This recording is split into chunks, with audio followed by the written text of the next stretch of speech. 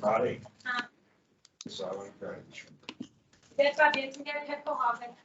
Sure, sure.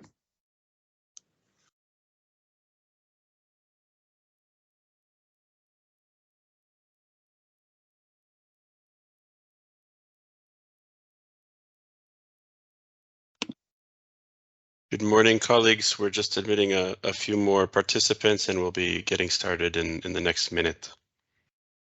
Thank you for joining.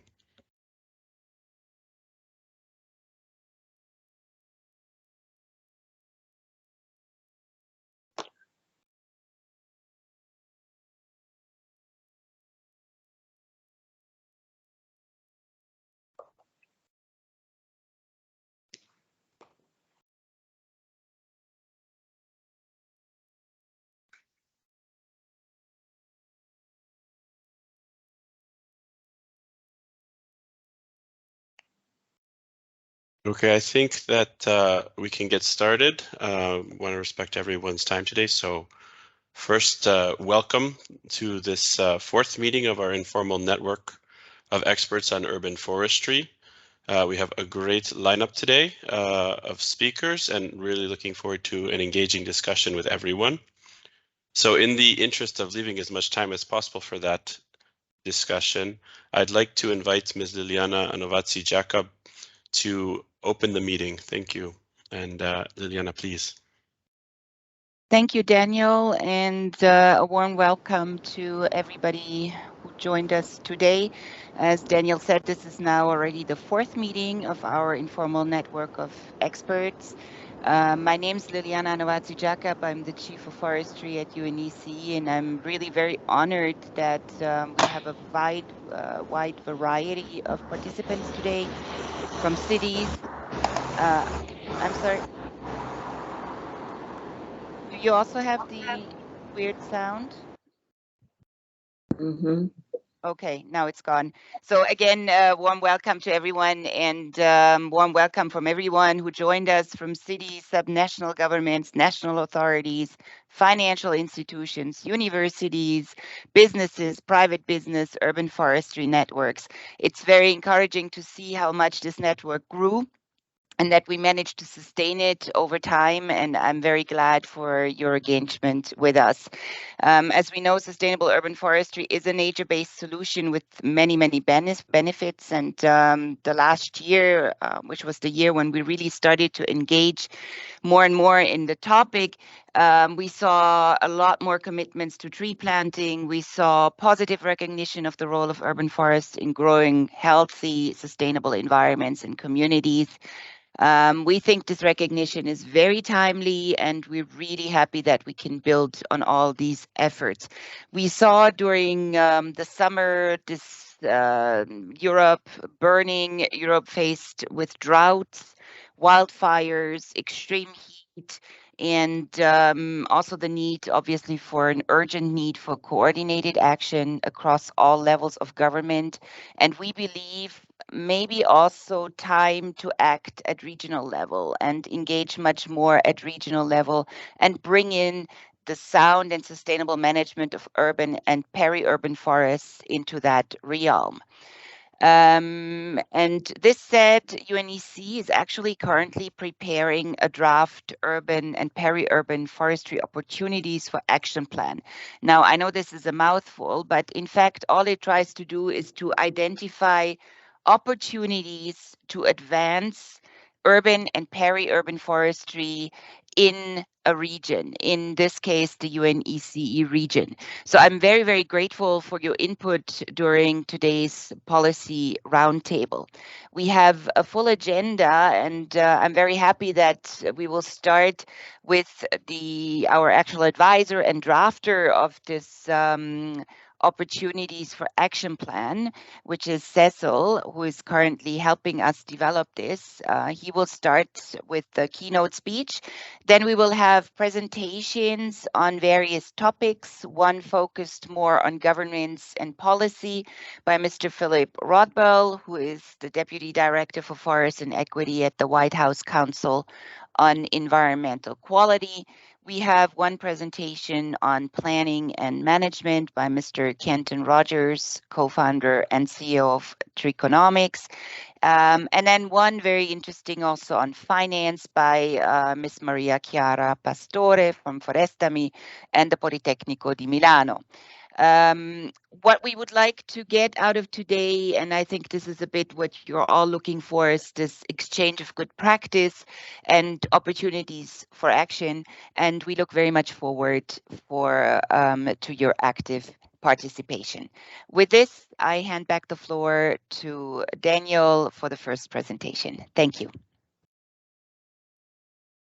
Thank you very much, Liliana, for the opening remarks. Could we pass the slides, please, Alicia? So just before we continue, as we had a reminder just now, please remember to unmute yourself when you're not speaking. If you would like to contribute to the discussions, please use the raise your hand button, which on Teams is hidden. You have to click reactions, and then there's an opportunity to raise your hand. So that's what the icon looks like that you should look for. If you do take the floor, please do turn on your camera. If you feel more comfortable contributing via the chat, there's a lot of people on board on the meeting today, so please feel free to also engage via the chat. And please note that this meeting is being recorded. It'll be on our website after this for those who are not able to attend today. Next slide, please. So we have already heard the agenda from Liliana. The first presentation today will be Mr. Cecil Konijnendijk, who is drafting our opportunities for action plan. This is really focused on advancing sustainable urban and peri-urban forestry in the UNECE region, although I think while there are some specificities, there are also other recommendations that may be taken up elsewhere. I know we have stakeholders from other regions as well here today. So Cecil, please, the floor is yours. Thank you so much, Daniel, and thanks also. Cecil, we just lost your audio.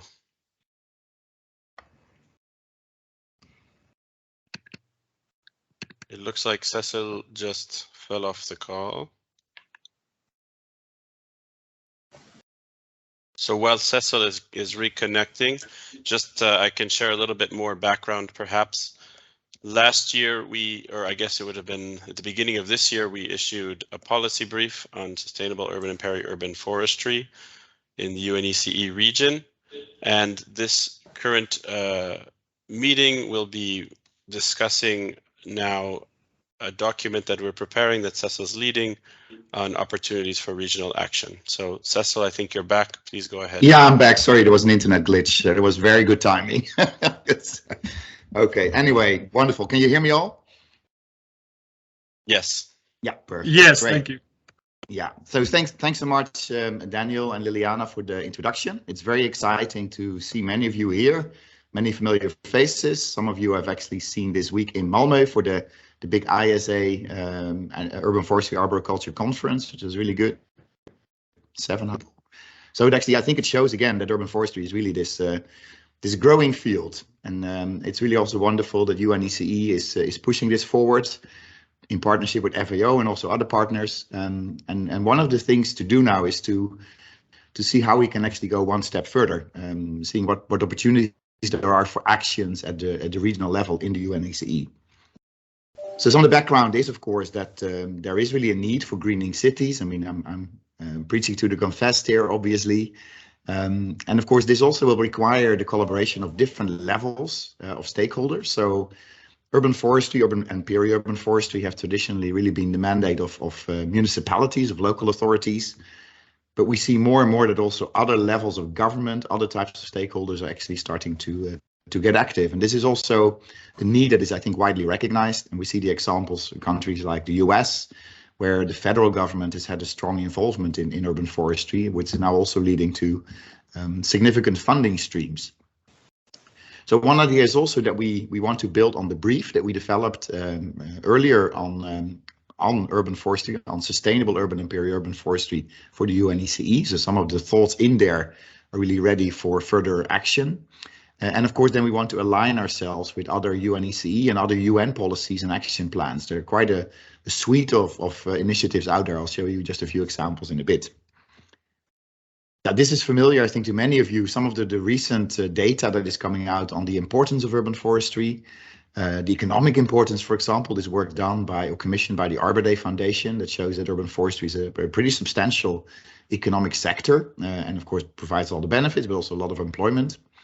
And also this work, really nice work done by IS Global here in Barcelona, where I'm based, showing that in Europe, for example, a lot of people don't have access to quality green spaces. They don't have green forest and trees nearby, which actually leads to over 40,000 excess deaths a year in Europe as a conservative estimate. So there are some quite substantial arguments now for the promotion of greener cities. And then there are all these different policy briefs and documents that the UNECE and also others have been involved with. Some of it has to do also with the post-COVID era, which we're hopefully now starting to slowly move in. The idea of place and life and building better cities, housing development, but also, for example, new initiatives on forest landscape restoration, ownership of forest, which is also very complex in the UNECE region. And these all have some kind of ties and links to urban and peri-urban forestry as well. Well, I hope that many of you have access to this document, have been able to read the policy brief that we wrote a while back. And we're really kind of stressing the importance, first of all, of urban and peri-urban forestry for the UNECE region, but also really calling for longer term management approaches, planning and management, sustainable financing, multi-stakeholder and partnership approaches, and in many cases also getting a better grasp of what the urban forest resource is today. Because for some cities we know that very well, but for many cities in the UNECE region, actually we don't really know how many urban forests there are. And we saw some really nice work earlier this week in Malmö, the new Hugsea project, which is done by Husqvarna and other actors, which are now actually able to give really accurate canopy cover estimates for 150 plus cities across the world. And this is really a nice kind of example of how we can monitor and benchmark urban forest resources in our region, but also elsewhere. Yeah, just to have everybody on the same page. So in the policy brief, sustainable urban and peri-urban forestry is defined as the art, science and practice of planning, designing and establishing, as well as managing these urban and peri-urban forests to meet all the demands and desires we place upon them. And I should also highlight that when we say this, we really include basically all green resources in the city, with of course trees and forests as key component here, but we look of course wider at green infrastructure networks. And we want urban forestry to be integrative, strategic, interdisciplinary, inclusive, and of course also urban, which sounds very obvious, but is actually very important. We have to deal with urban realities, urban audiences, urban pressures as we manage these resources. In the policy brief, there is also a call for action, as some of you may remember, and actually a lot of this links up to potential or opportunities for action planning as well. The implementation of policies and goals, more coordination, governance and collaboration, of course, good practices, examples, and maybe new technologies, also collaboration between countries and between cities across the region. Monitoring and benchmarking, which is another really important tool, maybe the international development of international standards and guidelines, and actually still a need also to promote greater awareness of what sustainable urban and peri-urban forestry are and what they can do for our urban societies. So now coming to the opportunities for the action plan, and this is a work in progress, but I just want to highlight some of the things that are ready on paper at the moment. So first of all, of course, there should be a vision that drives these opportunities for actions.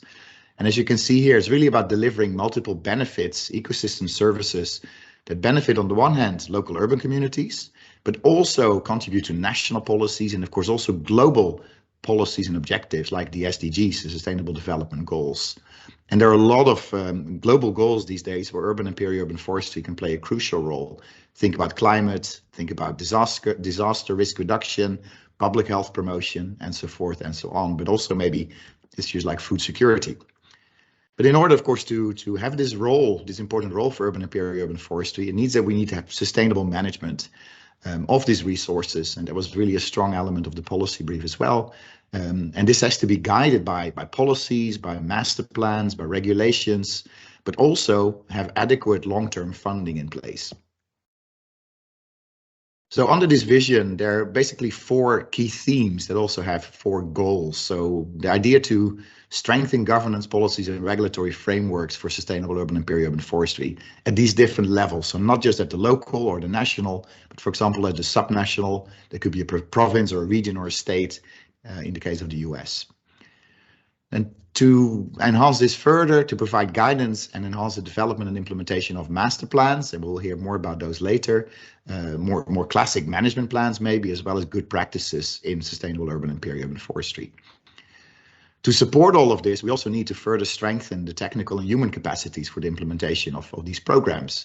And although there is some formal education in place, there's still a really major need for developing dedicated training and educational opportunities and mobilized human capacities in urban forestry. And then finally, and not the least important, is to further raise awareness of the benefits of SUPF, as well as to build capacities and partnerships. Because urban forestry, as we know, and we will hear it also from today's presentations, is really about partnerships and stakeholder engagement at many different levels. So under these different goals, there will be targets. I'll just show you to some of the draft targets as they are now. So for governance policies and regulatory frameworks, this has to deal with having policies and programs in place that are driven by a clear vision, have a long-term perspective, to have dedicated regulatory frameworks at the national, but maybe also the subnational level. And then, of course, at the local level, it could be bylaws or ordinances. And also, very importantly, to have clarified institutional mandates and coordination mechanisms. So in the document, it will look something like this. Again, this is a draft, so please don't look at all the details, but the targets will be accompanied by a set of actions. And these will then also be linked to stakeholders, people who are actually going to implement these things at different levels. It will be a relatively brief document. We don't believe in very extensive documents, but it will be really clearly outlining opportunities for actions. And it could be, of course, that one country, one city will take some different actions than the other, but this provides a very comprehensive framework for doing so. The second goal, planning and management, relates to things like good understanding of the urban forest resource. We don't really know today how many urban forests there are in the UNEC region. Development of strategic approaches, for example, through master planning. Sustainable funding, and of course there's also links to novel funding resources and integrating those into longer term funding streams. And then, as I mentioned earlier, also dedicated urban forestry training and education. Some of these targets are still going to be moved around, as you already probably will notice when you saw the goals earlier. This is a set of work in progress. So actually you see here actually dedicated urban forestry training and education. I forgot to remove it from the previous slide. And this is the technical and human capacity issue. We also have to adopt good practices and new technologies and make sure that we not only develop these, but also make sure these are implemented on a larger scale. Think about technical issues like soil cells that allow us to grow trees even in more dense urban settings.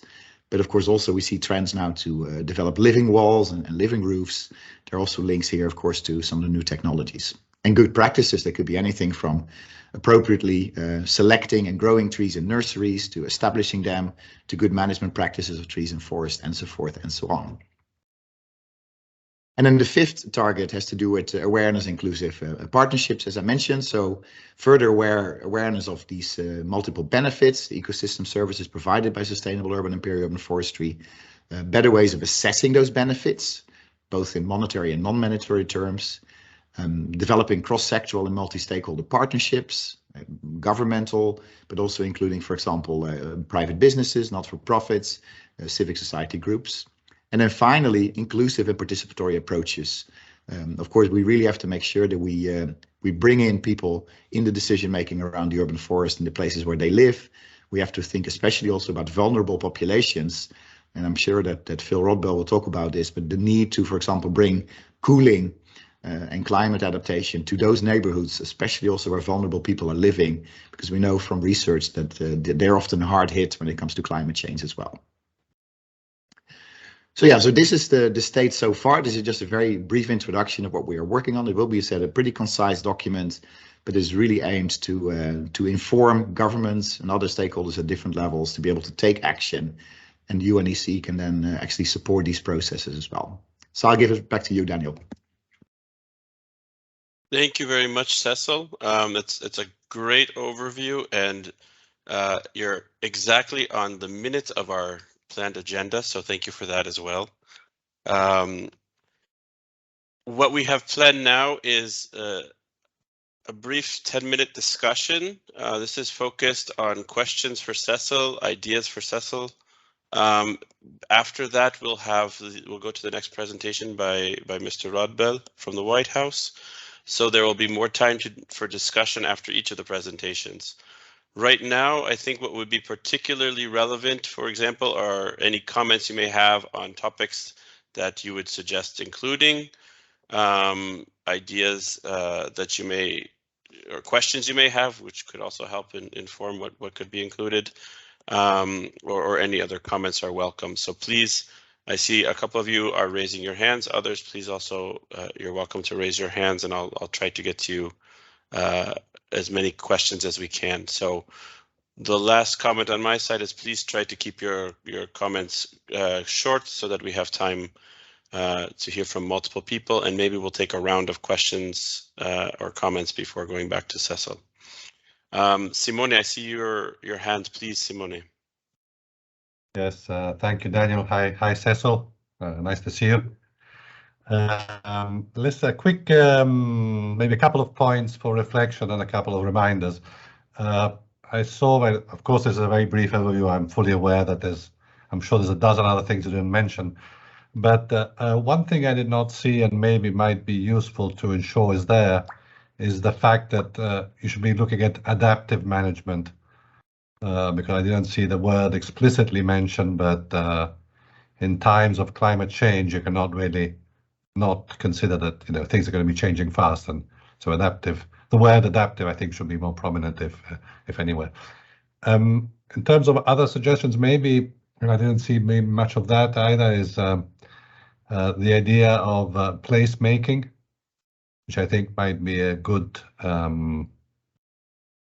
idea to have there also prominently, because really in the end, a lot of the success of our urban forests, particularly in say richer countries, is really about turning a space into a place. So placemaking might also be something you might want to somehow make a little more visible. Just a quick reminder, as we did have the call for action at the World Forum on Urban Forests, which includes a lot of, and Cecil was the chair of the scientific committee, so I'm sure he's fully aware of that, but I think it might be a good reference. We also produced what is called the Seoul Action Plan in one of the Asia Pacific meetings or FAO, so that's also might be something you might want to take a look at for some inspiration. And finally, I know that the SFI is also developing a set of guidelines and indicators on urban and community forestry. So once again, I know there's a You just were. Somebody muted me, I'm not sure. And I think somehow this effort is great. It goes in the right direction. Increasingly, I think we have to try and come up with some global standards. There's been an increasing number of global action, water plan, or whatever strategy, because increasingly in all our forums I go to said, oh, can't we have some global standard, something we can refer to? So I think we should really aim to go in that direction, and hopefully we'll have the next forum on urban forests, the World Forum on Urban Forests, sometime soon. We're working on it, so that might be the perfect opportunity to actually try and do that somehow. Back to you, Daniel. Thank you very much, Simone. All really great comments and input, so appreciate that. Really, you've been working in urban forestry at FAO and Rome in a lot of depth, as you mentioned, so definitely want to build on that as well, and great ideas in terms of some of the opportunities going forward, so thank you for that. Next up, Jack Major, would you like to take the floor? Yes, thank you so much.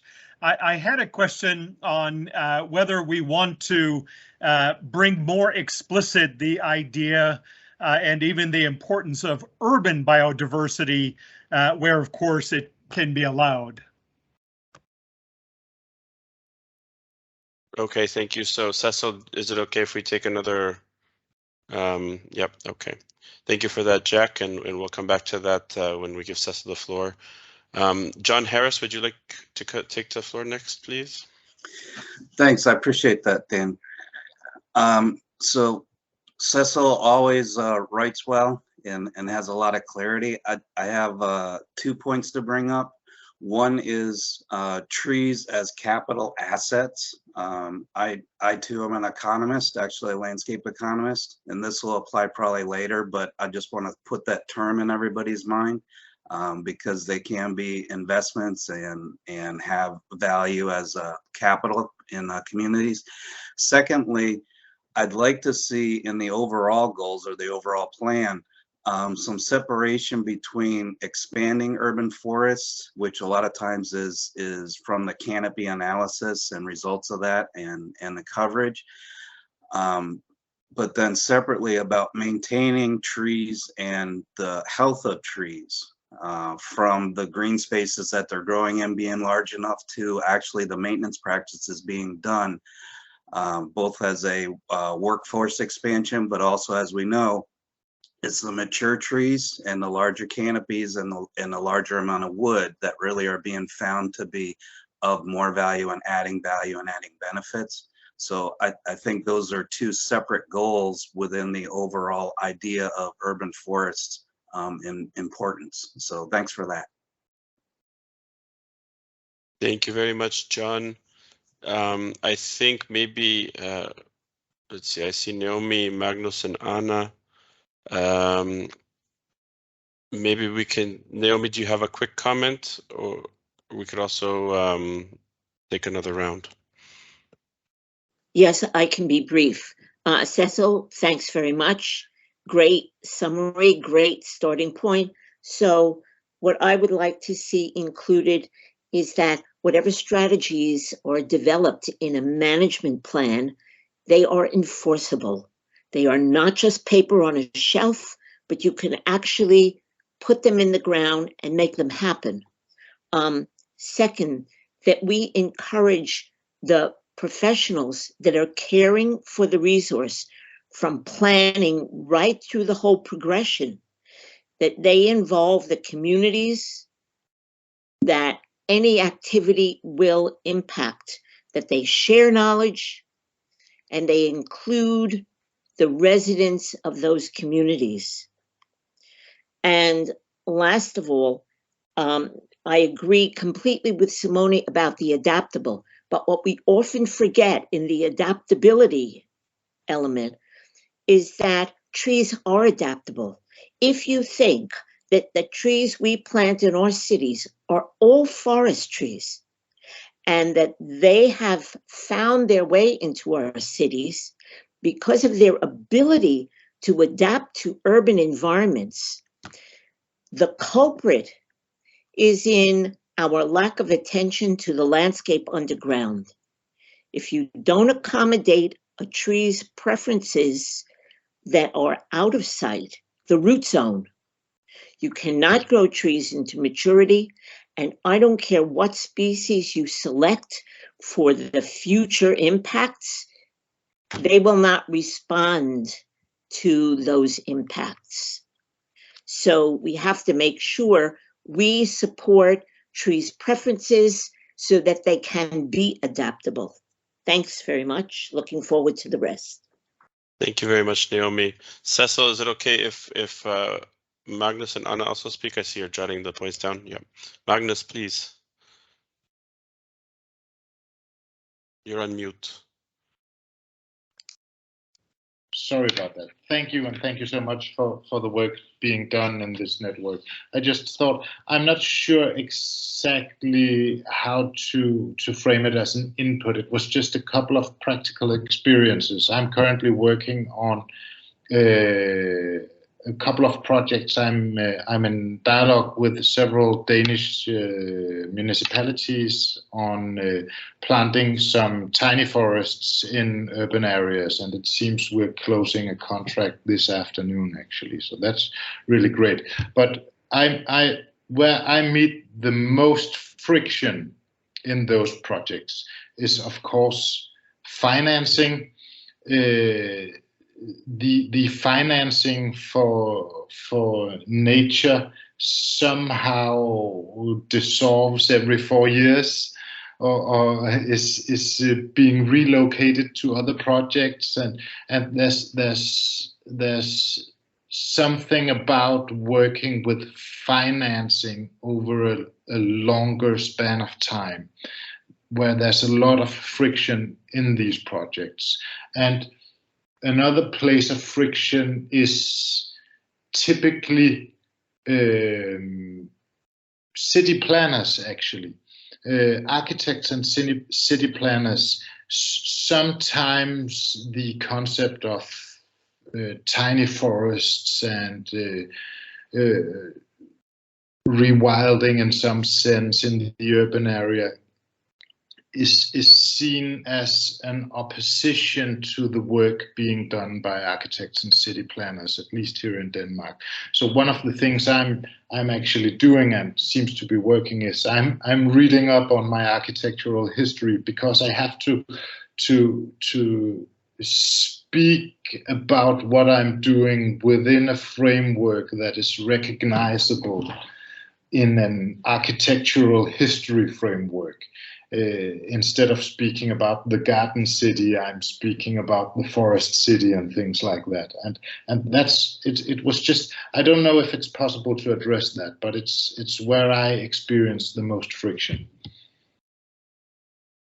Thank you very much, Magnus. Last comment for this round. Anna, please go ahead. Yeah, thank you. Hi, everyone. Hi, Cecil. Nice to see you. Thank you for the job. I just was wondering if it cannot be of help in strengthening the message of this action plan to use also the term the green and blue infrastructure, which is kind of in use in Europe, and is also there is a strategy for the plan for biodiversity 2030 use in a strong way this concept, which I'm not really fan of it. It's just because I think it can add the dimension of connectivity, which I think it's a very important quality urban forest should have to be healthy and perform in a long term the ecosystem service to urban dwellers. So the connectivity, so this sense of infrastructure, that it can integrate in the urban setting, I think can be of help in also bringing closer to what people actually live every day. Sometimes the terms of forest can be of can have some barrier, cultural barriers, in urban settings. So I don't know, it was just a suggestion. Thank you. Thank you very much, Anna. Cecil, do you want to comment? There was a question from Jack at the beginning, for example.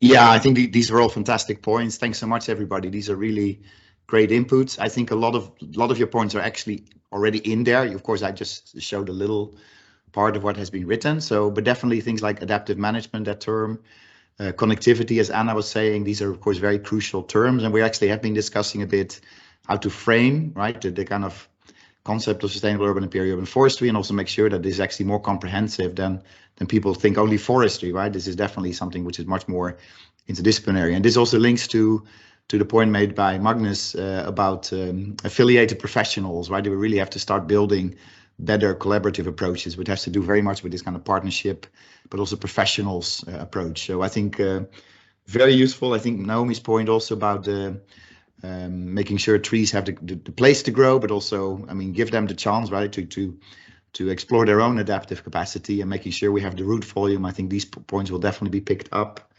There was nothing I heard that sounds really out of scope, and actually I saw also a really good point made by I think in the chat here, and it was about densification versus urban forestry. Michael Galvin was talking about that.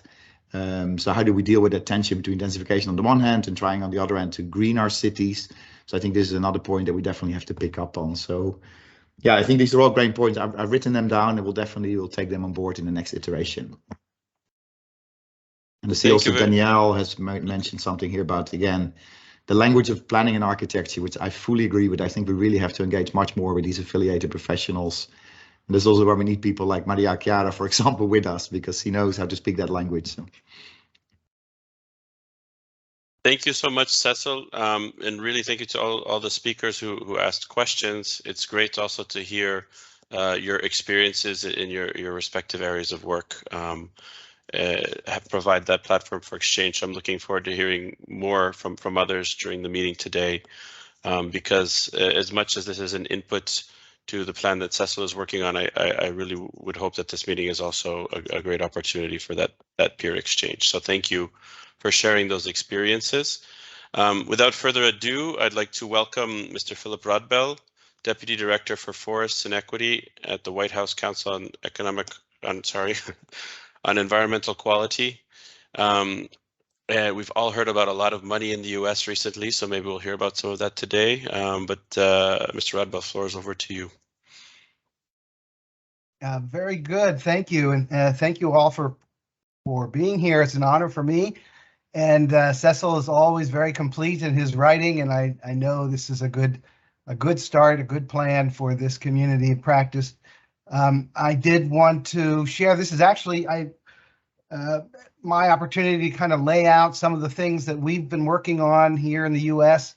That I think put into practice many of the things in the plan that Cecil has, and I hope many will serve as a model to you.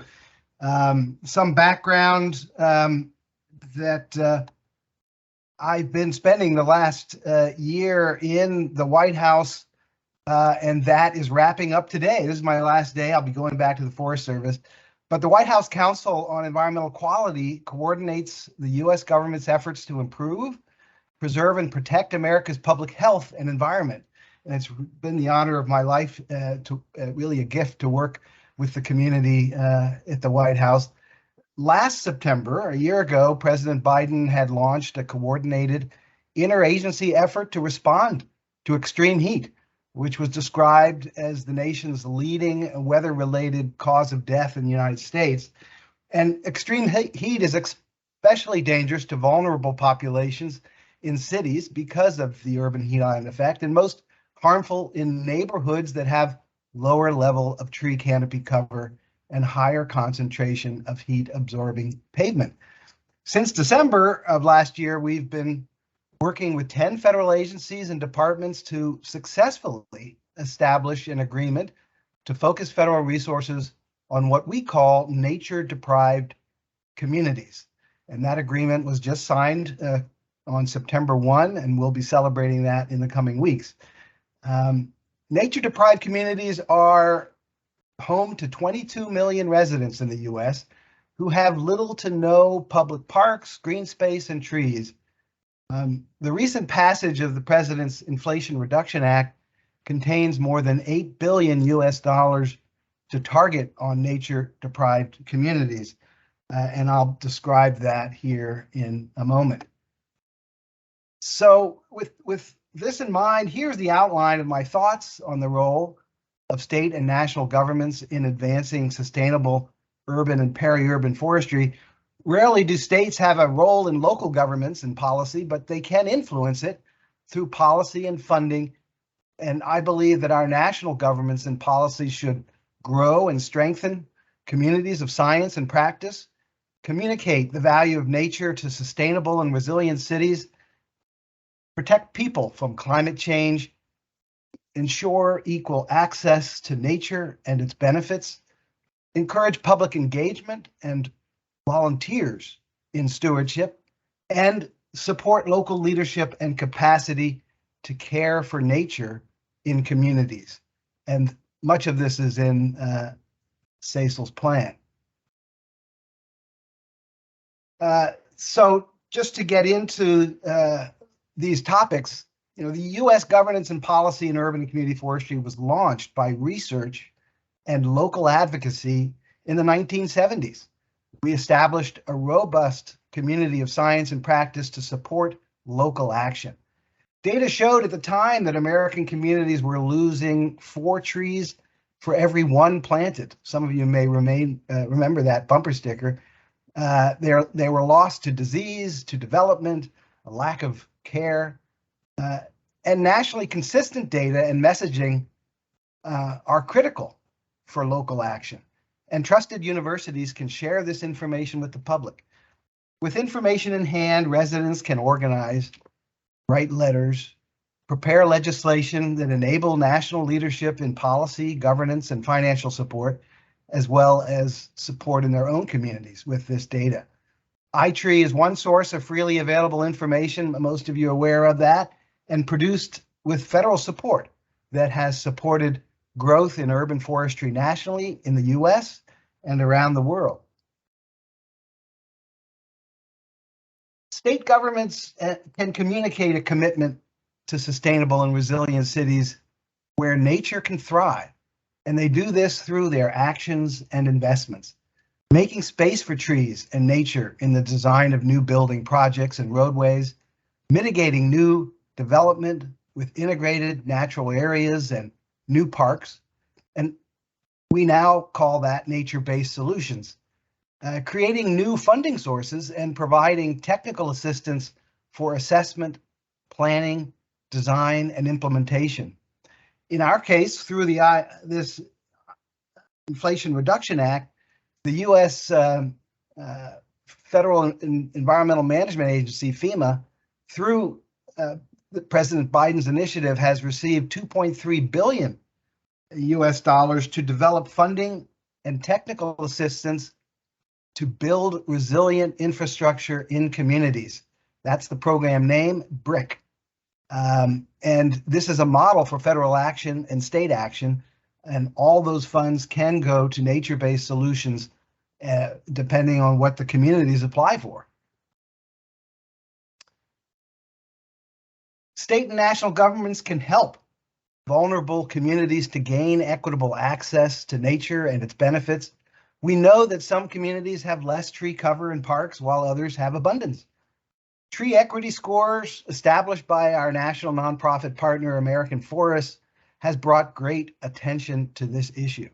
And as a result, our federal urban forestry program at the U.S. Forest Service was provided an unprecedented $1.9 billion US in Inflation Reduction Act funding.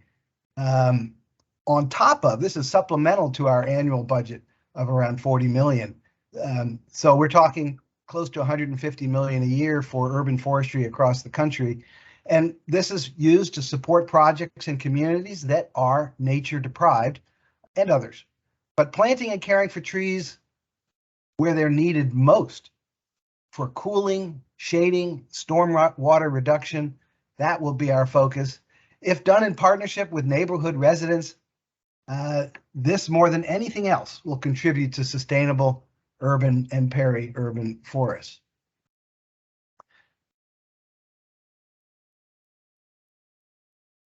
Throughout the world, government is expected to protect their citizens, but individual residents have responsibility too. And states can help to create a culture of local engagement through its own open and transparent processes and through funding for local training and workforce development. Our Environmental Protection Agency, the EPA, has been funded at $2.8 billion to help local governments engage disadvantaged communities, their environmental justice program.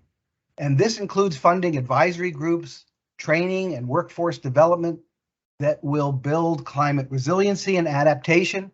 And it includes community-led data collection. This elevates the care of existing parks, forests, and trees as a valued profession. And with public participation, there's little we cannot solve when it comes to mitigating climate and health risks from urban heat islands, extreme heat, and wildfire events. So finally, state and regional governments have a role in strengthening local leadership and capacity, especially in the care of nature in communities. In fact, our success in this at this scale should be measured by the growth and stability of local institutions.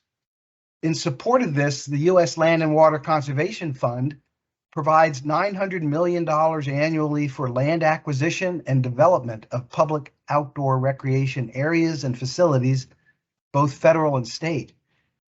Nearly $200 million a year is now planned for urban communities to create or improve recreation areas in disadvantaged and underserved communities.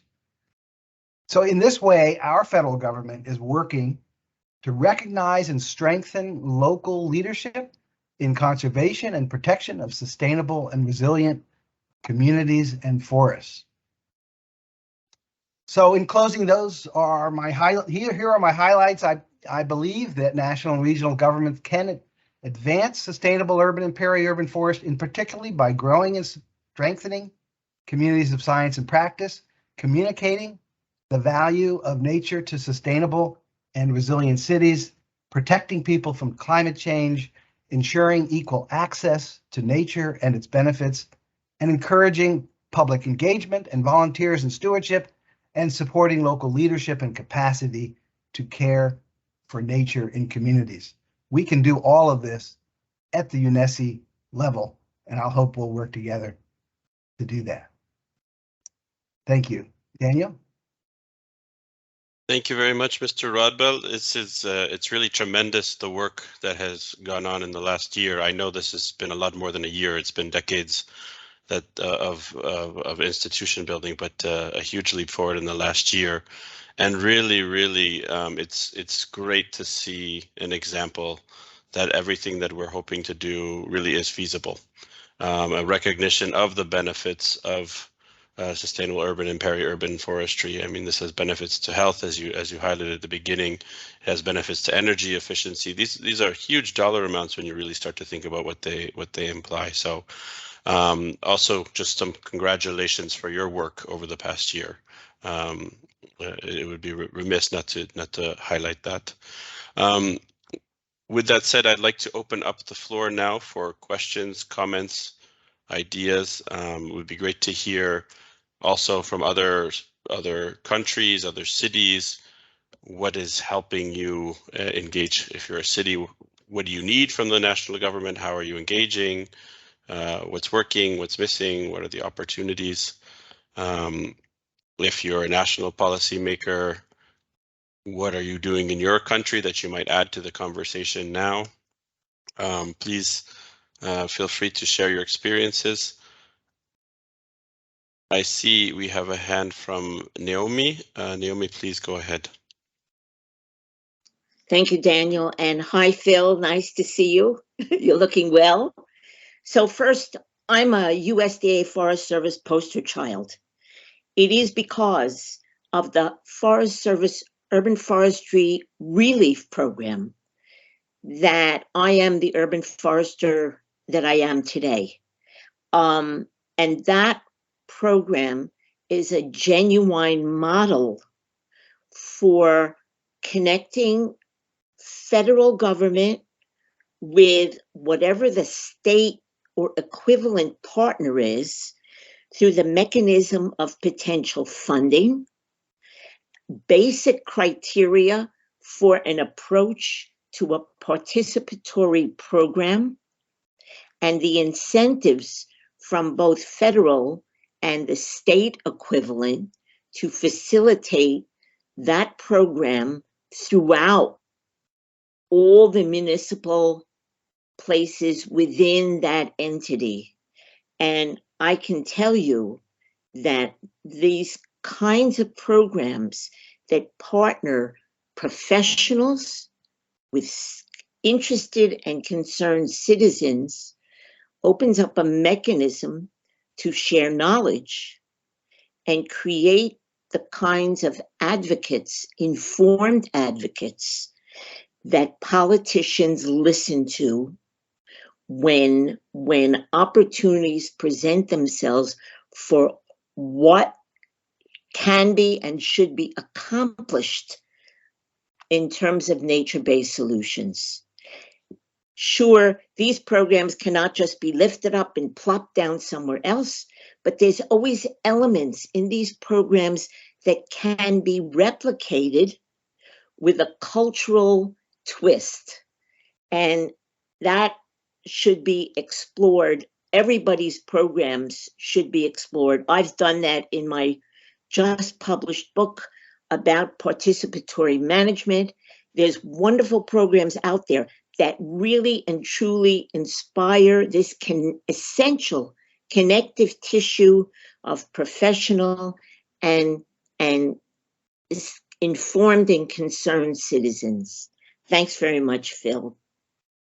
Bravo. Thank you, Naomi. Yeah, you are a poster child, and that's fact. I think many of us in service to the public, we need more training in being chairman of the board and convening people and listening and engaging. It's not about the trees, it is about the people. And we would not be here today if not having engaged folks like yourself and elevating their voices, giving them a stage, because it's not about us, the servant.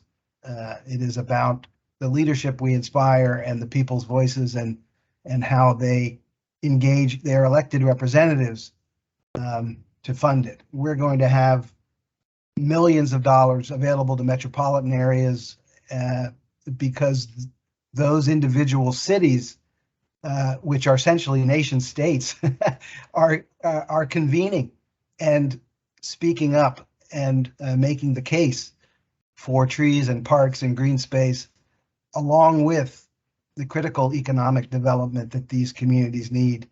And most everyone, certainly after COVID, recognize that green infrastructure is an essential element of a livable city.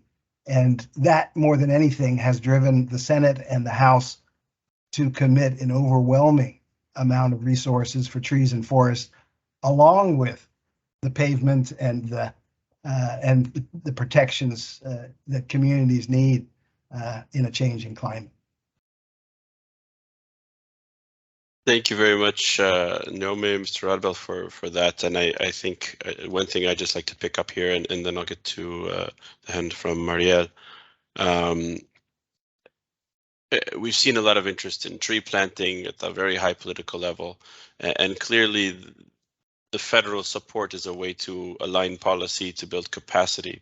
What I think is really interesting about the case and your presentation and your explanation is how intricately designed this is, how much institutional coordination has gone into this, how much thought has gone into this to ensure that you're linking all of these different dimensions of impact, to have the citizen participation, to have economic growth, to be building human capacities. Like I really like the comment on it's about the people, not the trees.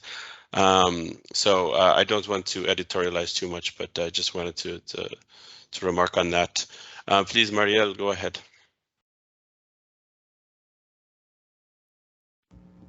Hi, everyone. Thank you so much to Cecil and Phil. Those were really wonderful presentations. And you opened the floor to people being able to kind of come in and just talk about their experiences. So I wanted to share my perspective from New York City.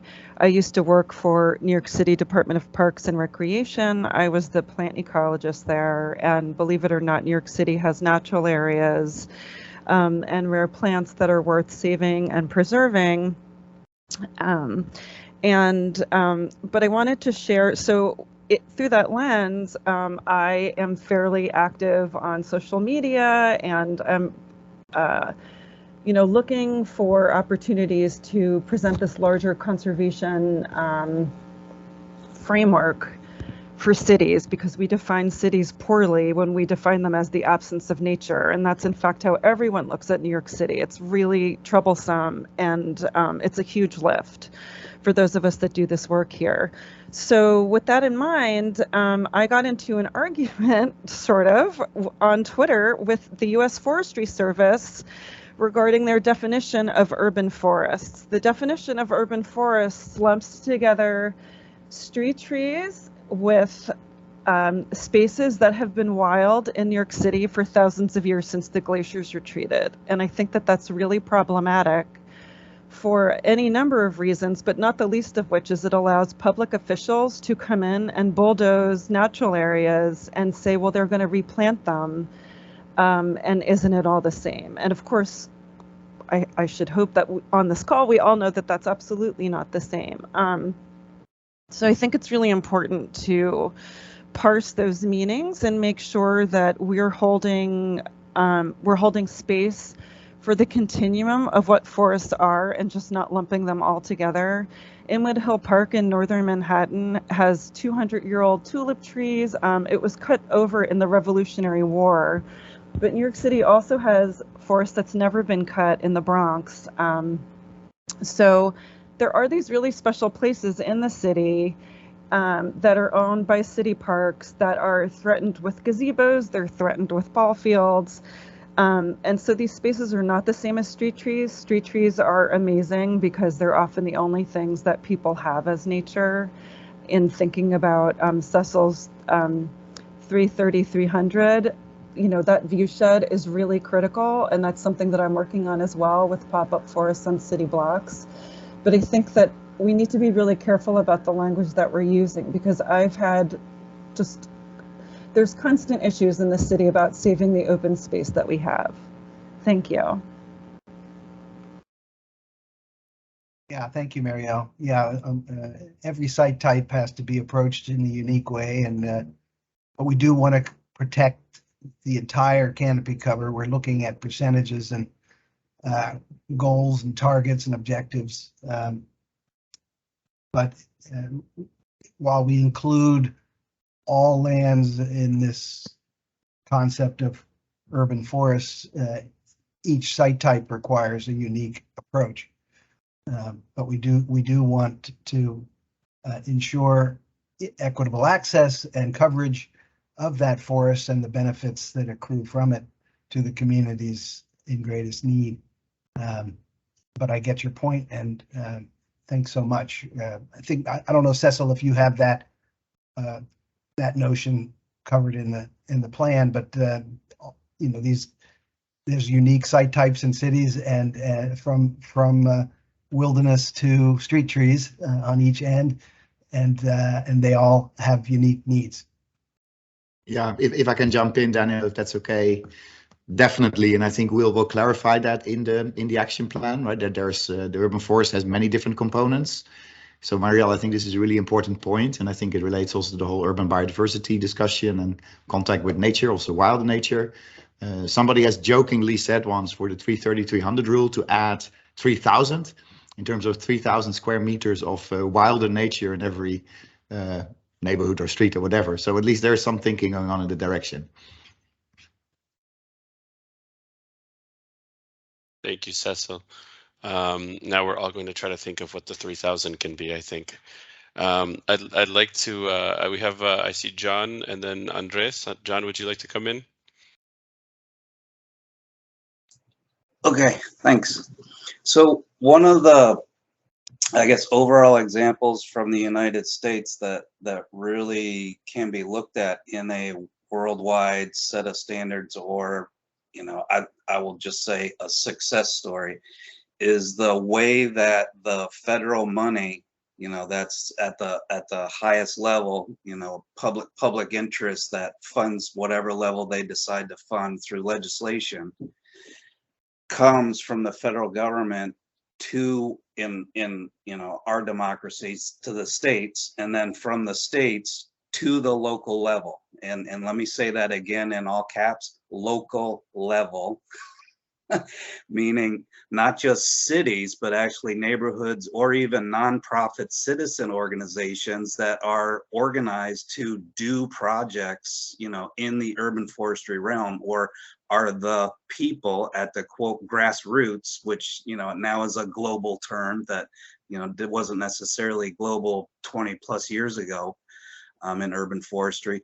So my point is, there is a model of funding distribution as well as a model in the other direction of how public support, interest, information, influence comes from the bottom, you know, at a broad, all the way across a country up to the point of decision makers, to then cause the availability of funding, program planning, you know, like Cecil's plan is a multi-country plan here that we're all talking about for Central Europe, back out to then come back to, in a sense, the grassroots people to actually take the actions that they're looking to take.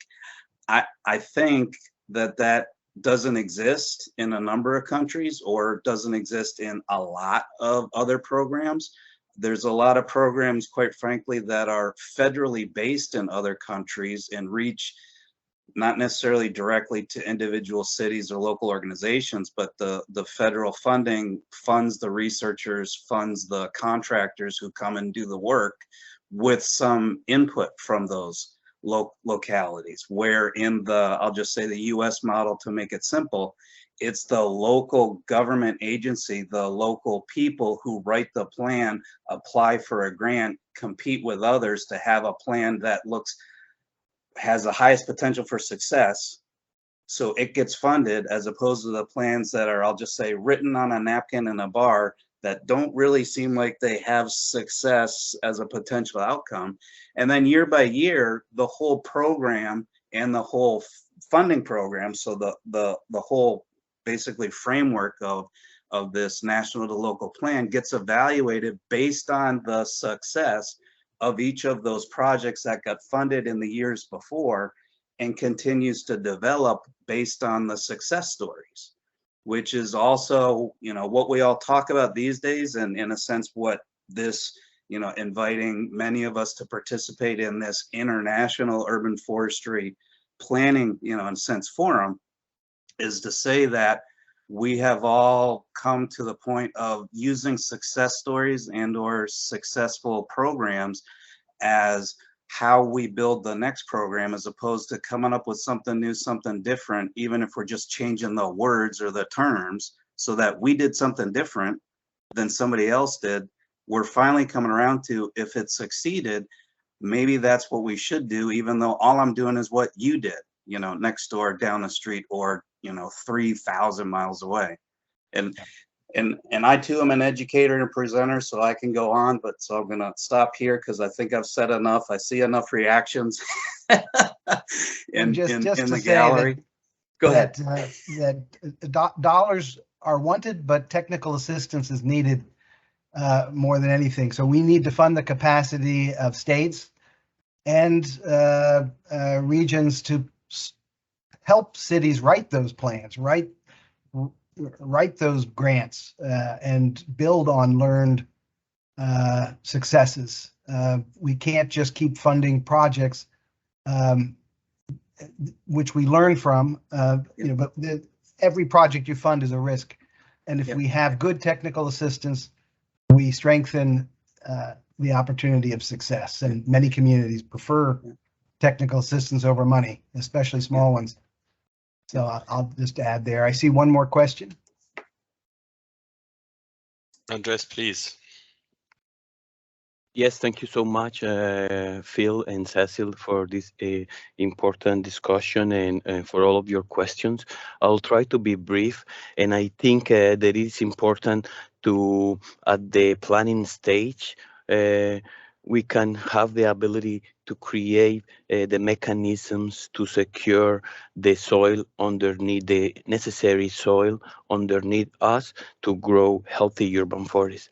I think we think a lot about the urban forest above ground, but I think at the planning stage, we have to create mechanisms to secure the soil to grow the healthy urban forests. Thank you. Thank you. Thank you. Yeah, making space for trees. We got to make space, and that includes the soil underneath. Very important. I think we have one other hand as well from Phil. Phil, please. Yes, thank you for the discussion so far. I'm not sure if these are questions or comments. So I'm currently based in Western Canada in a city of about 1.5 million people. And I come to this as a nurseryman. So I grow trees for the nursery industry, but I also do quite a lot of planting. So that is perhaps a little bit to some questions or comments I have. First off is that I encounter roadblocks often to the urban forest, and I was going to list some of these because finding solutions to these roadblocks I think would be quite helpful. Number one, I'm constantly reminded we're short of land and we're the second largest country in the world. Isn't that a funny comment to hear? And I'm also reminded, and we're an extremely wealthy country, that there is no dollars for maintenance. And if we don't have maintenance, we don't have an urban forest. Thirdly, I'm reminded that our cities are need to have more densification, and in that densification, that puts more pressure on land, not less pressure, funnily enough, and that becomes another problem. Fourthly, is I'm reminded on a regular basis that the urban forest is not a sequestration solution. It may well be a climate adaptation solution, but it's not necessarily a sequestration solution. So we are often not the solution that many politicians are looking for. The next piece, and I'm sharing these because I'm hoping that we can in the conversation have some solutions. The adaptation option for the urban forest is the key for me, is that we adapt. But the problem is that we're the converted. The politicians and the people with money actually are chasing sexy options, and those sexy options are things like how can we save energy, how can we live in a world where we're not using as much energy, and that is quite easy to monetize. Somebody said they were they were an economist, and it is easy to monetize a sexy option like a commercial technology solution to energy usage, or climate change solution to a problem that's coming our way through either flooding or fire or whatever. They don't see the adaptation of the urban forest as being one of those solutions. And I'm consistently reminded we need to find ways of monetizing the urban forest in a way that that is similar to monetizing commercial opportunities in the business world. And some of these may seem more like statements than questions, but they're really all questions because I don't have answers to them. The last thing that I am reminded on is the forest plants more trees per year all by itself than we do. And it does a great job of adapting to climate. So the narrative as it relates to how the forest can help adapt where people live is the piece that we aren't actually, I don't feel we're getting traction on. And this is a country, Canada, that believes strongly in preserving the environment. So I do appreciate you giving me the time to just share some of those comments with you, because I struggle with them at a local level and at a national level. Thank you. Thank you very much, Phil. You raise a lot of good issues. Some of them are indeed challenges that I think Cecil highlighted. Maybe Cecil, you want to come in just to mention some of them are in your structure. I also see a hand from Naomi. Naomi, I think if I can ask, can we hold that for the next discussion session? But I do want to give Cecil or Mr. Rodbell if you want to come in with any responses there. Yeah, I just want to make the point, and Phil, thank you very much. Those are all challenges, but you know, we as urban foresters, often we're at the site level, and all of us have to step out and look at the big picture and sell forests for the whole benefit. You say they're not a sequestration solution, but if you look at the whole forest, you might have a different story. And the same goes for, you know, maintenance and density issues. We need to look at the city level and talk about our contributions and the value of these trees and forests at a scale that excites people. Everybody loves trees, certainly, and they will adopt and care for the ones in their backyards and in front of their homes if asked. And but I think all of us need to take a big picture view and sell. It's that pushing that rock up the hill, I know, for many, but that's our job, is to really sell forests at the city scale. I think that's where we win over our friends. And remember, we have $8 billion for urban forests in America, but that's out of a bill that's close to $1 trillion. So if we get 1% or 2% of that money, it's an amazing sum to work with. We can do a lot with a very little, and that's the value of urban forest. Yeah, if I can quickly jump in, I think this was a great reflection. Thanks, Phil, also for sharing those points. I think on the positive side, I think some really good things are happening. Like Phil's, I mean, the program in the US is an example. I think that we could not have imagined maybe even 5 years ago, the amount of funding going in. And I think for us, it's really up, to tell some of those good stories. And I think some of you mentioned it. I think John was also talking about it. There's some really, really nice things happening in urban forestry. Some very innovative practices, greening of school grounds, and so that's really dramatically changing the daily exposure of children. Some of the high-tech solutions that are being implemented. So I think really those examples need to be out there, so we don't get the idea that, oh, this is a bit of an old-fashioned industry and there's no space and it's only about, we're not sexy enough, because I think we can be very sexy, but we just have to make those stories known to people. Thank you very much for those reflections, and I would also encourage we can maybe share our link to the policy brief, which has some other recommendations that may respond to some of those questions. Apologies, Naomi. I just want to make sure that we have enough time for the next 2 sessions. So thank you for that. I see a hand from Ivana. Ivana, I was just saying if we can save questions now for the next round of discussion, I'd be grateful.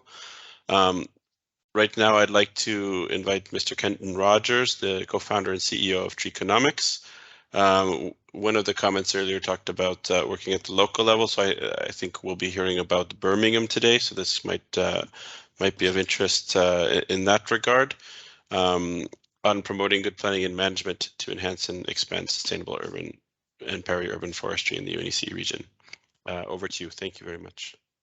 Thank you. Can you see my screen okay? Not yet.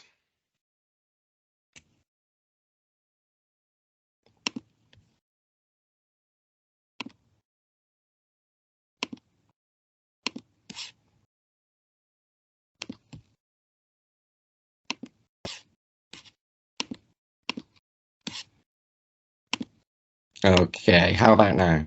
Yes, now we can see it. Yeah, it's good. Thanks. Great, thank you. And thank you all for having me today. It's really nice to be able to be here and share some of the work we've been involved in with others, but also to hear all the comments as well coming back. I think that's really interesting, and I'm sure I'm going to learn a lot too. So just a bit of background about myself. I'm a traditional forester by original training. I got a diploma in forest management, and then I did a master's in forest ecosystem management about 10 years ago now, and for that I focused on the urban side of things. And now I'm co-founder of Treeconomics, and we're a social enterprise. We work in the UK and beyond, as our goal really to help tree managers and others to provide sustainable treescapes for everyone. And to do this work, we work on a whole wide range of projects really. And the one I wanted to share with you today was the work that we were part of in Birmingham, working on the UK's first urban forest master plan. And so just a bit of background on Birmingham. So Birmingham is the UK's second city, and it's located in the West Midlands area of England. It's home to around just over 1 million people in the city centre proper, but for the whole metropolitan area, it's nearer to 4 million people in that wider area. It's actually a very diverse city as well, but that doesn't necessarily mean it's integrated. So what is an urban forest master plan? And it can be described thus. Other definitions are available, and I think actually I would like to put the word sustainable in here as well, and probably a couple of others after feedback from from today's discussion. But one of the important things it should have is a shared vision as well for the future of the urban forest. So that's really an important key, the vision, to inspire and engage stakeholders and get behind a single vision statement to care and protect for the trees of the future. In the UK, there are also tree strategies that are undertaken as well. And so I just wanted to go through some of the differences between tree strategies and master plans here on this slide. And tree strategies in the UK, they do a great job of looking at and managing for public trees, for local authorities and municipalities. But an urban forest master plan is aimed more at the landscape scale and is greater in scope, has a longer time horizon, and therefore, in my opinion, it's going to be a better tool for tackling challenges like climate adaptation or environmental justice. And because as it's worked on, it requires a greater number of stakeholders to be involved in it, and of course there's that longer time horizon as well. Although it does mean they do tend to cost more than the traditional tree strategies in the UK. But again, the master plan will cover the whole urban forest, public and private. And in the UK, at least, around 70% of the urban forest is in private ownership, compared to around 30% of land being in the public realm. So really, a lot of tree strategies miss out the largest stakeholders of the urban forest. So this is the work that we did, and this is what I wanted to share with you today, our journey on this. And I need to stress straight away, actually, it's something we didn't do alone. We worked with the city itself, Birmingham City Council, but also the main driver for this project was the local NGO, the Birmingham Tree People, who are a grassroots organisation, really, that work very closely with the City Council. And that was something that really made the difference here, I think, with this Urban Forest Master Plan. They're a highly organised and well-trained group of people that are capable of doing quite a lot of tree surveys and competent work themselves. But really our role here was to coordinate and get everyone together. The focus, of course, on this presentation is about good planning and management. And I think it's important to plan before the plan as well. Sort of a lot of pre-planning went into this. If you're going to get a lot of stakeholders together, then that takes time to organise those. We worked with a whole group of experts as well, and also consultees, and they needed to be, we needed to scope for which experts we needed, and then find the ones that were available, and then ask them if they would be interested in reviewing the plan. So this all needs diarising well ahead, and then setting up that core group that make decisions quickly, and then the larger stakeholder group that you can go to with clear briefs and a clear focus, and allowing time for lots of workshops, actually. And I think one of the things I'd do if we were doing this again is that I'd put extra workshops in for people to initially to get together. Everybody has got a lot to say, and for some of them it might be the first time they've ever had a chance to discuss issues around trees with the council, for instance. So a lot of time could be in a first workshop. A lot of the time is spent just grounding, I suppose, and getting to know each other before working together. And they were very much two-way workshops, and they weren't there just as a token gesture, just to present people with work that we'd actually already done. It was a proper two-way thing, and we did 2 of these workshops to get the vision sorted, and in total I think we had 4 workshops. And one of the first things we did was a policy review as well. And this was after setting up the timeline and the plan. And I think this was key actually to unlocking funding further down the line for the Birmingham tree people and to access that funding and linking aspects of the urban forest to the sustainable development goals at the very top level, so the sort of international policies. But then we drilled down into national policy, like the UK government's 25-year environmental plan, and then looked at local plans and policies as well to find all the hooks for trees. And obviously funding the plan is key to its success. And so something like this really helps with funding bids. This is the vision I was talking about that we developed over 2 consecutive workshops and then finalised on a 3rd. And this was the shared vision. This took a long time actually to define with all the stakeholders, a lot of toing and froing, but it's important to have a vision that everyone can actually get behind and that everyone feels happy with, because without a shared vision, then there's a lack of focus, quite frankly.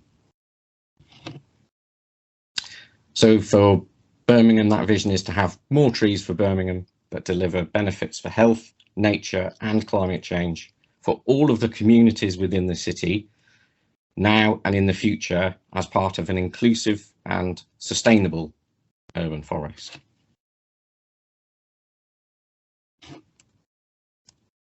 So this is the action plan part of this urban forest master plan, and we purposefully made it really quite visually accessible quickly. And this is at a glance, which precedes each chapter of the plan.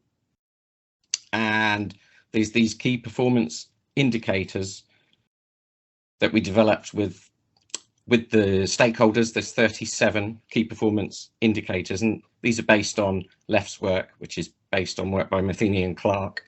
And there's 3 themes: the urban forest structure, which is this one, the community framework, which is the biggie really. This is the one that makes it all happen, I think. This is the core of the master plan. And then what you see here is we gave each one of these a performance level. How did we feel Birmingham was performing under these key performance indicators like governance and leadership or green industry cooperation? And also we added one at the bottom there, international reputation. I think it's important to not forget when doing this kind of work that not to be inward looking all the time, and to also realise that other people around the world might be looking at your city or your plan and might be able to make good use of that learning. And then the final part of the plan, the 3rd section, is the sustainable resource management approach. And so this covers all the nitty-gritties of the plan: the tree and woodland inventory, tree valuation, canopy cover assessment and goals, funding and staffing. And again, we added another KPI here, which is a research agenda. And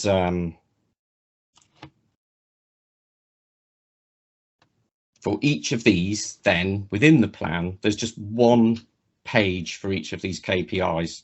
So it's super quick to access, it's clear and concise, and the devil's going to be in the detail based around the actions. But on each page, you have what is relative tree canopy cover in a couple of paragraphs, followed by why it's important, and then the current performance level there at the bottom, and then also a priority, which was worked out with the stakeholders as to whether this is something that's high priority or something that is more longer term ambition to get completed.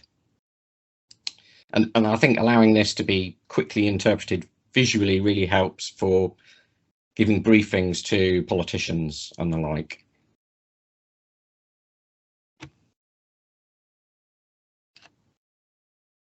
So some tools and resources.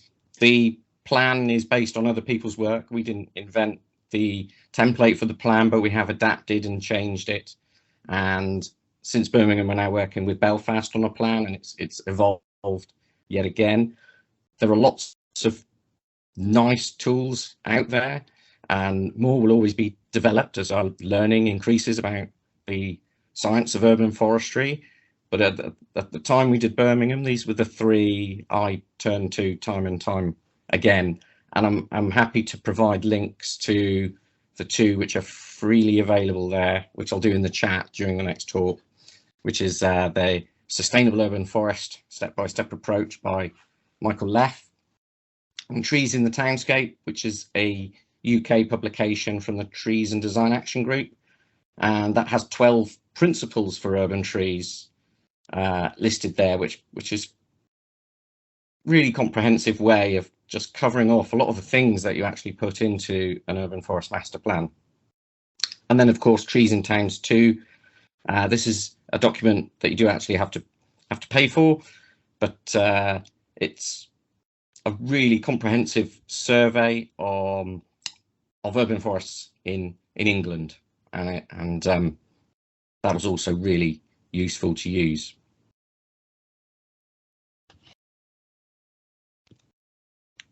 Some key statistics on the Urban Forest Master Plan. So it took us 11 months, which I thought was a really ambitious timeline, but we did do it. We involved 51 people were involved as stakeholders reviewing the plan, and we spent over 500 hours just by the core team alone in getting this plan out into publication. And it cost around 50,000, but that's a bit misleading because that also includes a lot of in-kind contributions from different people as well. And you will see in some of the literature that urban forest master plans might cost, a lot more than that. But the difference here was that Birmingham already had really good information. For example, it had a full tree inventory already. They'd already measured their canopy cover using several different methods. So that brought that cost right down.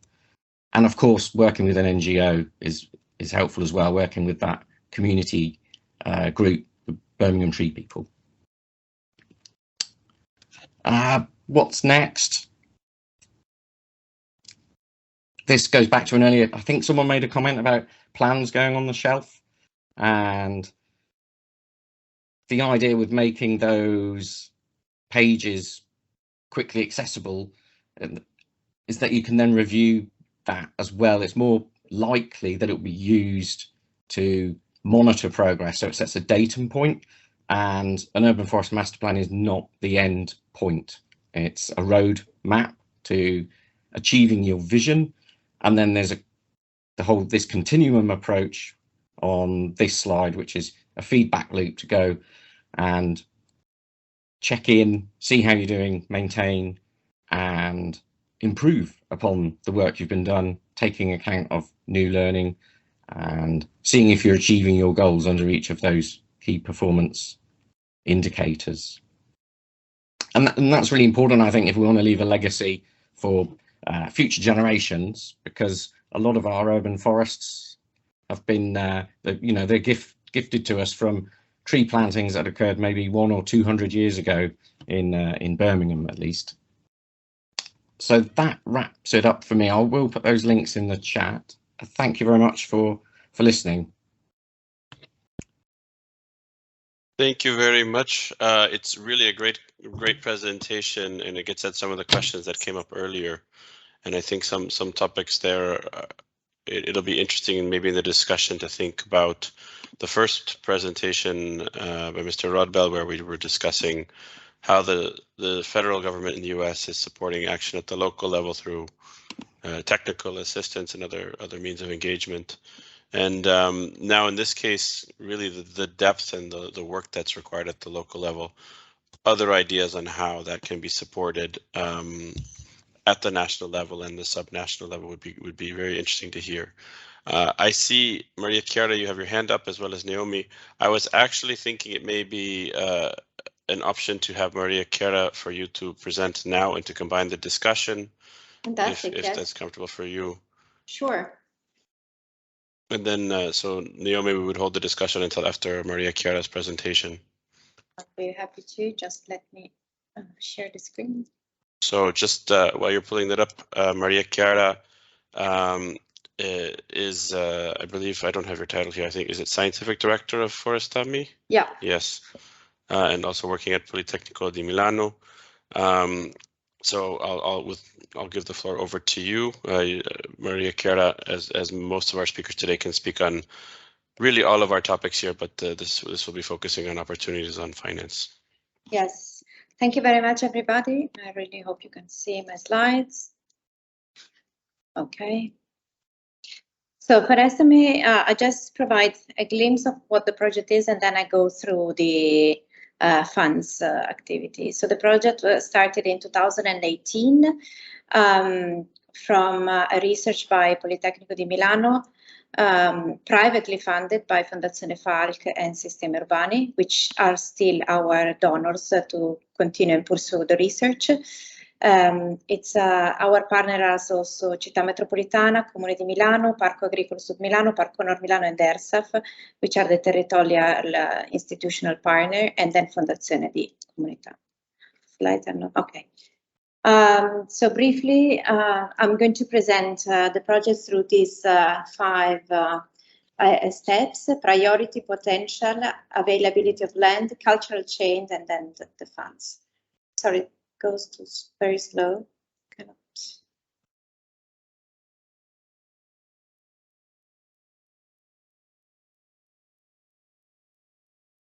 Just 1 second, sorry, it doesn't get through.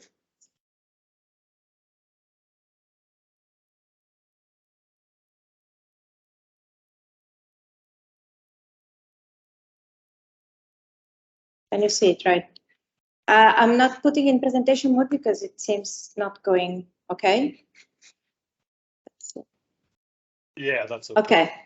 So first thing is where we plant. We understand that the priorities by considering the land is already consumed, and I take the chance to go on fail comment. So the actual land that is every year, the metropolitan area of Milan consumes soil for 50,000 hectares. So it's an incredible area which is eroded for other purposes than green spaces. Then we map the temperature to understand the urban Italian effect and where to act in priority. The potential runoff, and then we estimated the tree canopy cover at the outset of the project to consider both the public and private green spaces. As of 2018, Metropolitan area of Milan had 58% of tree canopy cover.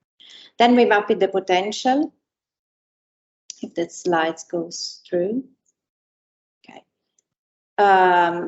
First, to understand, starting from the FAO urban forestry typologies from the report provided in 2016, and then to understand which are the specific area that we can work within the metropolitan area. And this is also very relevant because it's provide the outset of the discussion with the different public and private institution.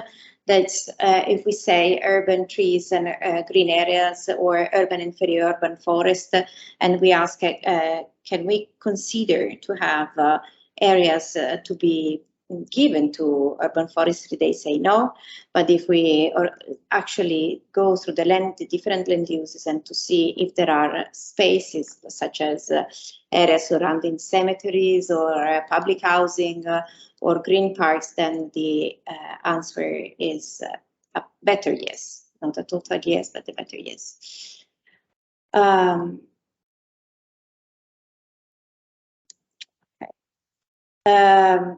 Our claim is to plant 3 million trees, but we need to make sure that the metropolitan area of Milan has enough trees, so enough space for the trees.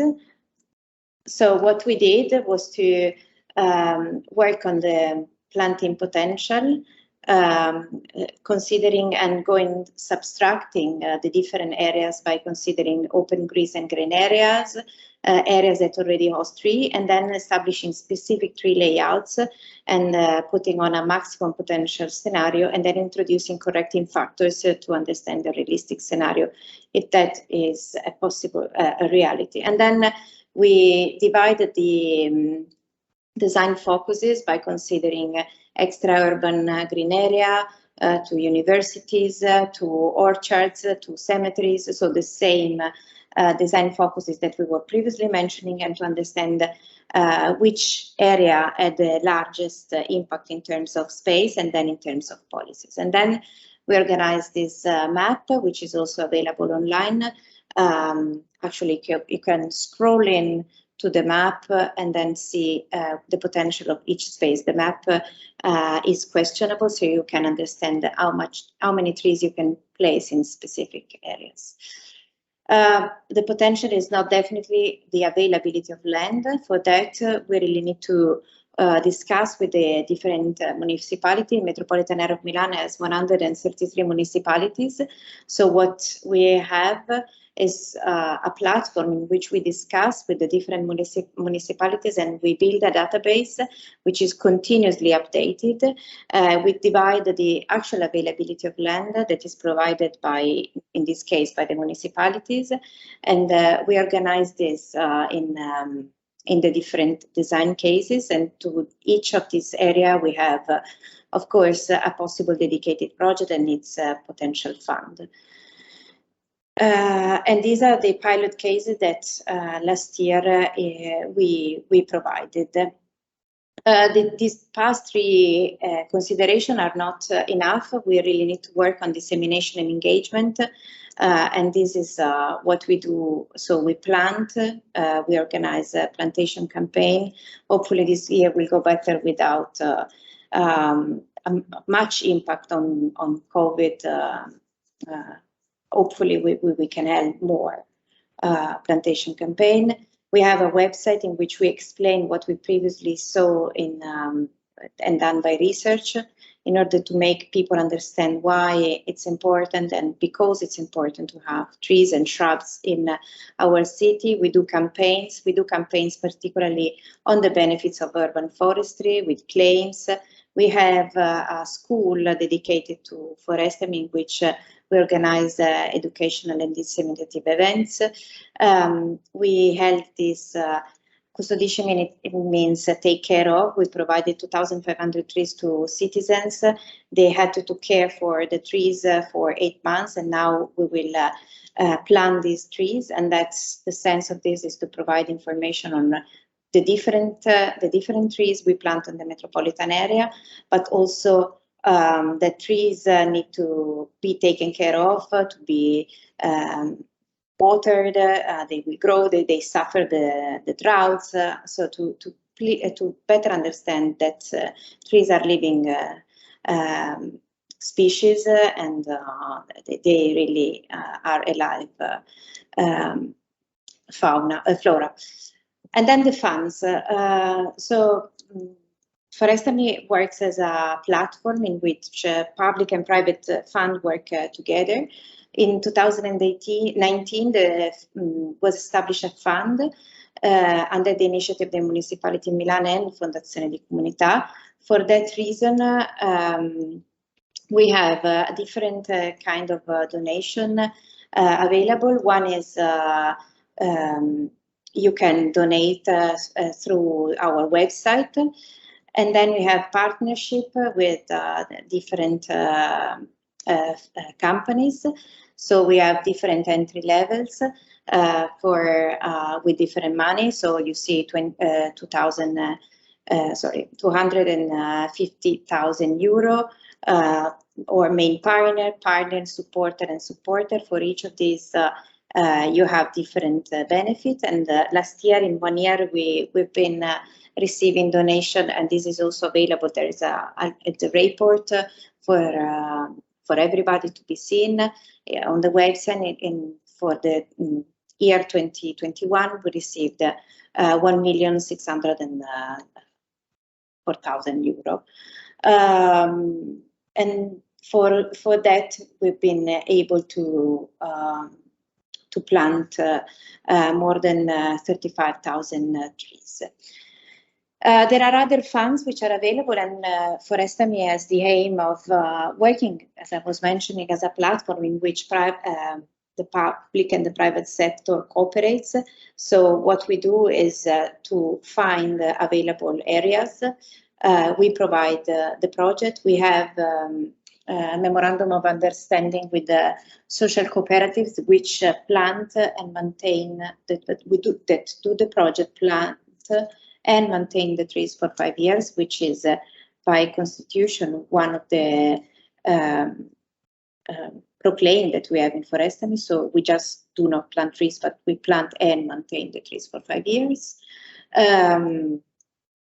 And then we work together with the different institutions, with the different projects in order to provide the technical or any other capability in order, or scientific capability in order to, for instance, win possible fund, grants, tenders in order to plant trees.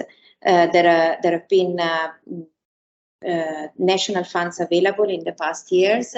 The Città Metropolitana, one of the partners, participated and won 9 projects for the amount of 2,500,000 euros, and Forestry was one of the main partners of this initiative.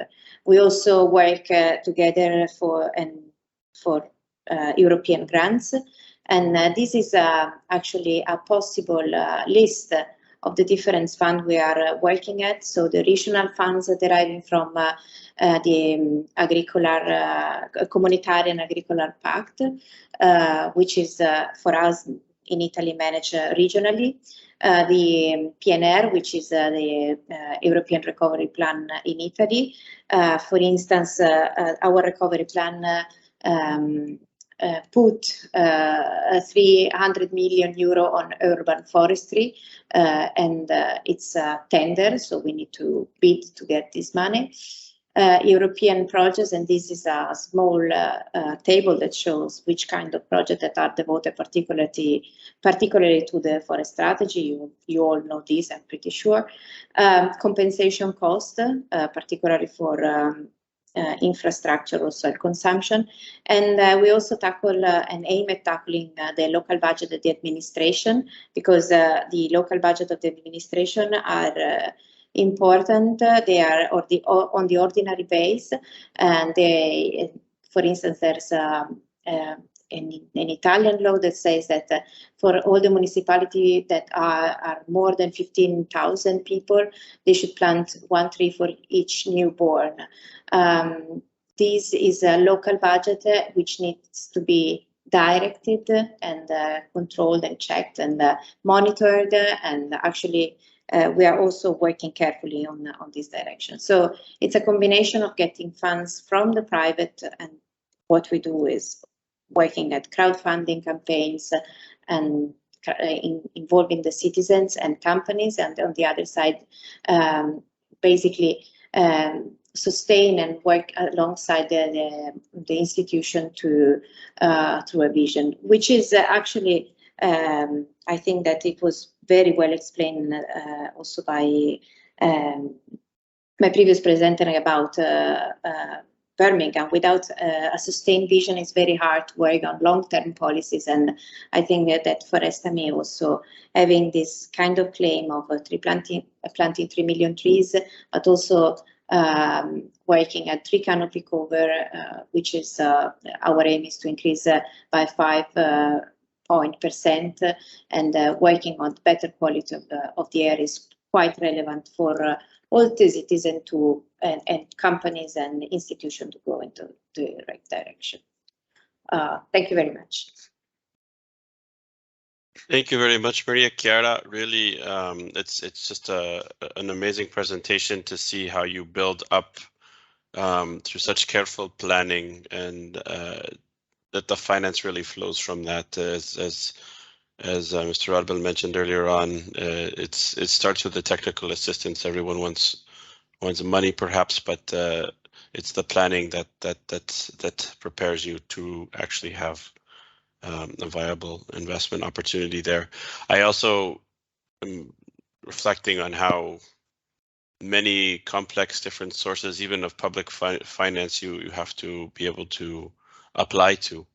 It's not a simple landscape. It takes resources, it takes capacity, and this is just going towards dedicated programs. So when you think about even more innovative instruments like the one you've developed for funding from donations, it's really a lot of work, as I'm sure you know better than I.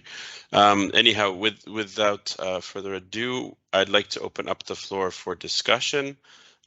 So for both the last two presentations on planning and on finance, I know that there are a few hands before that we didn't get to, so welcome to bring those questions here now as well. And thank you both for the excellent presentations.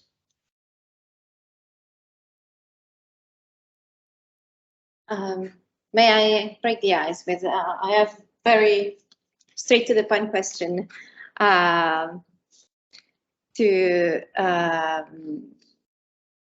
sorry.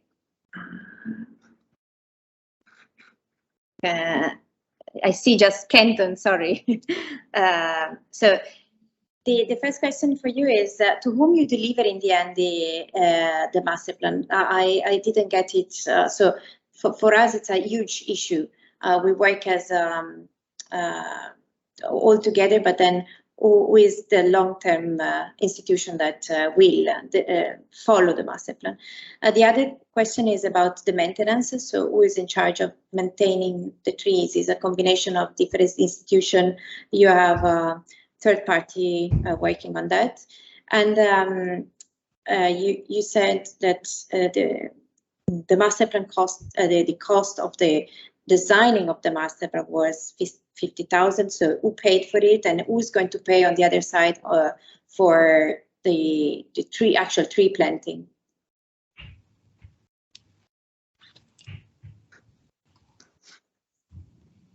On the finance point of view. Okay, yeah, I was just taking myself off mute before I started to speak. So the first question was, who is it being delivered for? So Birmingham is not typical for the UK in that the Birmingham Tree People NGO are very proactive and well mobilised and work very well with Birmingham City Council. That was my impression from doing the master plan. And so we delivered the master plan for Birmingham City Council and Birmingham Tree People. And I think that's a really good dynamic between the two, because there's it's tension, but not in the sort of argumentative sense that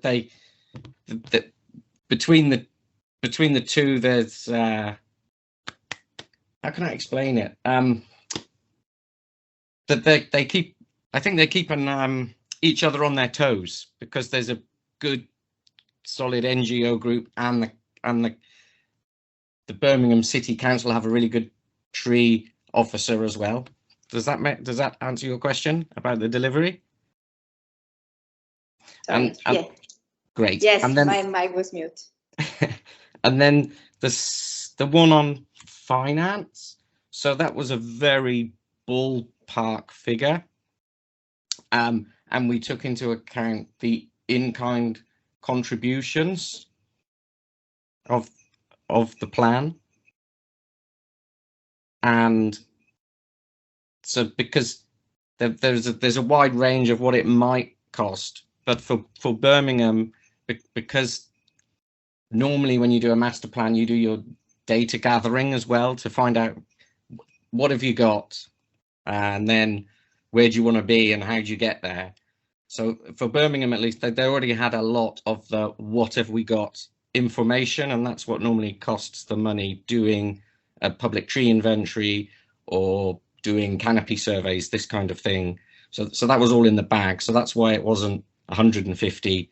It was in the region of £50,000 to budget, and I believe, I think they got funding to pay for the plan. Yeah. But I can find out and, Okay, no and matter. message. Yeah. And then I can't remember the third question. I do apologize. Who's going to pay for the actual tree campaign? So it's going yeah. to be, is the city of Birmingham? So this is super exciting because they were able to use the policy review and of course their own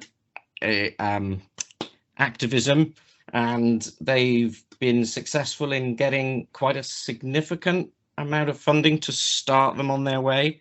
And I think it's tens of thousands of pounds just to start actioning the plan, with a fund from the National Trust, and which is paid by the sort of lottery funding project, and that it's called an urban forest accelerator. So it's a pilot project that the Birmingham Tree people have been successful in accessing that fund, and that's what they will use to begin to execute the plan. But then in the plan is a key objective to continue that funding and to draw in other funding streams. So they're looking at different options there as well. Thank you. And I've just noticed in the chat, Ian McDermott, Mac, is actually here on the chat. So he is actually Birmingham Tree people. Hello, Mac. And he's put that Birmingham Tree people were funded by the city to deliver the Urban Forest Master Plan as a third sector contractor. And then we delivered it with Cecil, actually. I forgot to say that in my presentation at the Nature-Based Solutions Institute, and all the other experts. Thank you very much for that, and it is a challenge on finance, but again, another example of how the plan is feeding into the financing. So it's a theme here. I see a number of hands. We also have questions in the chat, in case you're able to see those. Rocco, I see your hand up. You haven't come in yet today in the meeting. Would you like to go next? I'm not sure if I pronounced your name right. Yes. I all, and Cecil in particular, my friend. I want to ask to Maria Chiara Pastore about this great important project, Forestry. Have you think or have you done a survey of the remnant forest patch and in general of the biodiversity value that I suppose can be in the peri-urban area, since I think with this great quantity, this important quantity, the risk is that this nucleus cannot be considered and so can be ignored when they should be the focal point to start, I think, the process of reforestation. Thank you. Daniel, shall I answer straight away? Okay.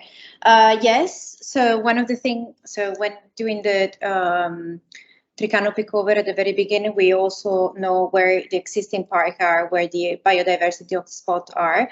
And also we are working together with other university, which are working on pollinators, for instance, and other insects and particularly even birds, to understand which are the patches, so where are their specific, so how they move according to what we plant, which kind of flowers they find into the pathway, to understand if we need to plant for small patches, more frequent, or large area, less frequent, and so on and so forth. So this is one of the directions that we take into consideration. One of the many, because we are always trying to expand. So Forestry also try to expand in knowledge as a flat platform. So we are not expert in soil, we are expert in urban planning, but we work together with other universities through different collaboration to expand the knowledge in the different direction that this kind of project can and should do. Thank you. I have Naomi and Magnus, and we'll see if we have time for any more after that, but Naomi, please go ahead. Thanks. So I want to go back to what I had wanted to say a bit ago. So first, I'd like to connect what Andres had stated so well regarding that landscape underground, which is soil, which is the basis for all terrestrial life directly and indirectly, with Phil Rodbell's statement, it's not about the trees, it's about the people. And I would like to suggest that trees, soil, and people in the urban forest are inseparable. That soil is the wellspring of life, and it needs to be our focus in how we grow our urban trees and sustain urban humanity. And it's often the forgotten child. And regarding Phil, the nursery person's comment about the need to monetize the urban forest, iTree Echo already does that through the quantification of ecosystem services assessed of the assessment of existing trees or delivering, providing the volume of pollutants removed and their local monetary value.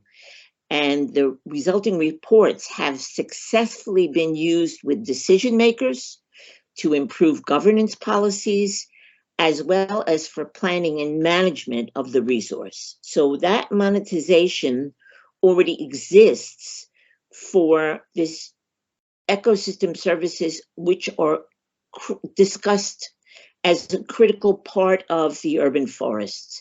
And so Kenton, thanks so much for your lovely presentation. And so my question is, in developing the plan, did you consider going beyond more trees for Birmingham by actually focusing on growing what already exists? And my question for Maria, and thank you for your wonderful project. In determining planting sites, did you evaluate the available accessible soil volume for each tree you plan to plant so that you are actually growing what you plant? So, and the more you focus on getting the planning right, the lower the maintenance is. And I'll leave it there. Thanks. Thank you, Naomi. And I think maybe if it's okay with the speakers, I'll give Magnus the floor so we can just have a last round for each of you to come back. Magnus, please. Thank you, and thank you for both of your presentations. My question is regarding financing. Do you have any experience on pricing city development's toll on urban nature? Let me give you an example. Copenhagen for the past 10 years has been growing with 1,000 inhabitants per month. And that's quite a lot in a country of 5 million people. And so, of course, there's a lot of city development going on in Copenhagen, and a lot of new buildings are being built. And the developers are having a hard time fulfilling the parking norm. We have a law saying that there has to be such and such an amount of parking spaces per living unit. And Copenhagen solves that problem by having a parking fund. So instead of fulfilling the parking norm, developers can pay to that fund so that there's money for establishing new parking places, should it be possible. One could imagine a fund constructed in the same way, where a city developer that had to somehow cut down trees or build on an area where there's urban nature today had to pay some amount to a fund in order to make sure that there's as a suboptimal solution, but there's a lot of cases where we are not able to protect the urban nature when it comes to city development. So as a suboptimal solution, one could imagine a fund where nature was priced and a city developer had to pay money to that fund whenever city development removed urban nature, so that there would be money in that fund